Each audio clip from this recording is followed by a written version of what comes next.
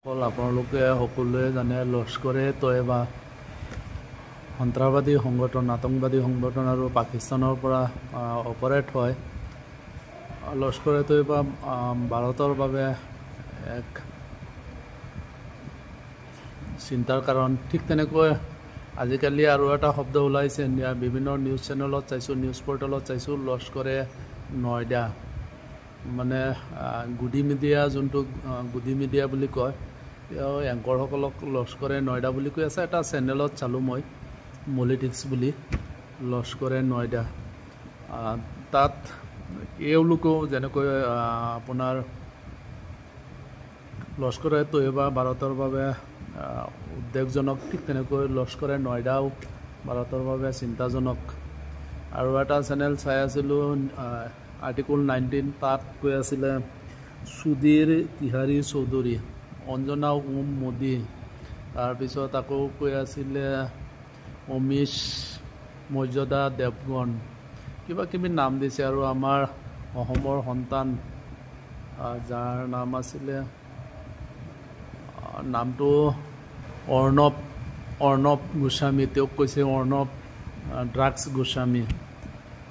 আৰু চবতকৈ latest news হ'ল আমেৰিকাৰ এজন ডেম'ক্ৰেটিক পাৰ্টিৰ এজন মেয়ৰৰ কেণ্ডিডেটে আমাৰ ভাৰতৰ প্ৰধানমন্ত্ৰীগৰাকীক স্লটাৰ বুলি কৈছে, মানে কচাইটো আপোনালোকে চবেই বুজি পায়, জীৱ জন্তু হত্যা কৰি মাংস বিক্ৰী কৰাসকলক কচাই বুলি কয়।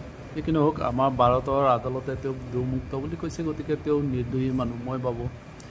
আকৌ বিজেপিৰ সাংসদ, ৰাজ্যসভাৰ পূৰ্ব সাংসদ আৰু জ্যেষ্ঠ নেতা সুব্ৰমণিয়াম স্বামী, তেওঁ কৈ আছিলে যে চীনৰ হাতত, আমেৰিকাৰ হাতত মোদীৰ কিছু গোপন তথ্য আছে, যোনবোৰৰ বাবে মোদীয়ে একো মাতবোল নকৰে। ট্ৰাম্পে ইমান দাদাগিৰি কৰি আছে, তথাপিও মোদীয়ে একো মাতবোল নকৰিলে।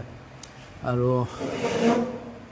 চবতকৈ ডাঙৰ কথা হ'ল, তেওঁ কৈ আছিলে এছ জয়শংকৰ, বৰ্তমানৰ বিদেশ মন্ত্ৰীগৰাকী চীনত বেইজিঙত ভাৰতৰ ৰাষ্ট্ৰদূত হৈ আছিল, আৰু তেতিয়া ভাৰতৰ প্ৰধানমন্ত্ৰীগৰাকী গুজৰাটৰ চিফ মিনিষ্টাৰ আছিলে। তেওঁ কেইবাবাৰো চীনলৈ গৈছিলে, তেওঁৰ মতে, এছ সুব্ৰমণিয়াম স্বামীৰ মতে গৈছিলে। তাত মোদীয়ে কিবা কিবি অনৈতিক কাৰ্য কৰিছে, এইবোৰৰ ভিডিঅ' চীনৰ হাতত আছে, আমেৰিকাৰ হাততো কিছুমান ভিডিঅ' আছে, যাৰ বাবে মোদীয়ে মুখ মেলিব নোৱাৰে।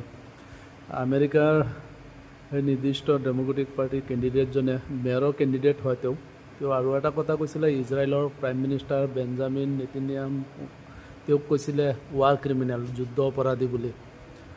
চাওক, ডনাল্ড ট্ৰাম্পে ইমান অপমান কৰিলে ইণ্ডিয়া, আমাৰ ভাৰতৰ প্ৰধানমন্ত্ৰীগৰাকীয়ে একো মাতবোল নকৰিলে। চাই থাকোঁ, আমি সাধাৰণ মানুহ, এইবোৰ ৰাজনীতিত মোৰ কোনোদিনে কোনো ইণ্টাৰেষ্ট নাছিলে, কিন্তু কিছুমান ক্ষেত্ৰত বেয়া লাগে।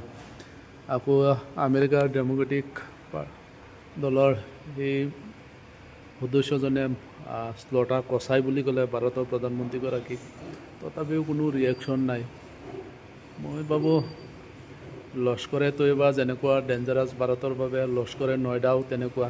আপুনি নিউজ চেনেলবোৰ চালে গম পাব, এটা সম্প্ৰদায়ক টাৰ্গেট কৰি তেওঁলোকে নিউজ চলায়। কিছুমান নাবুত নাচৰুত ঘটনা তেওঁলোকৰ চেনেলত হয়। অৰ্ণৱ গোস্বামীক অৰ্ণৱ ড্ৰাগছ গোস্বামী দিছে নবীন কুমাৰ, আৰ্টিকল 19ৰ এংকৰজনে অৰ্ণৱ ড্ৰাগছ গোস্বামী সেইবাবেই দিছে, তেওঁ এটা ডিবেটত মুজে ড্ৰাগছ দো বুলি কৈ আছিলে। আৰু ৰবিশ কুমাৰটো আপোনালোকে জানে, ৰবিশ কুমাৰ, অজিত অঞ্জুম, তেওঁলোকৰ ফেমাছ সাংবাদিককেইজনে গুডি মিডিয়া বুলি কয়, কাৰোবাৰ কোলা টুটি বহা, তেনেকুৱাই হয়।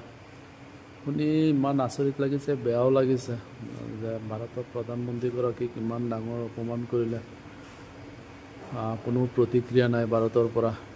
আদালতে তেওঁক নিৰ্দোষী বুলি কৈছে, আদালতে নিৰ্দোষী বুলি গণনা কৰিলে তেওঁ নিৰ্দোষী হয়। আৰু সুব্ৰমণিয়াম স্বামীয়ে যি অভিযোগ আনিছে, এই অভিযোগ যদি সঁচা হয়, গুৰুতৰ অভিযোগ, আৰু যদি মিছা হয়, চৰকাৰে তেওঁৰ বিৰুদ্ধে একশ্যন ল'ব লাগে।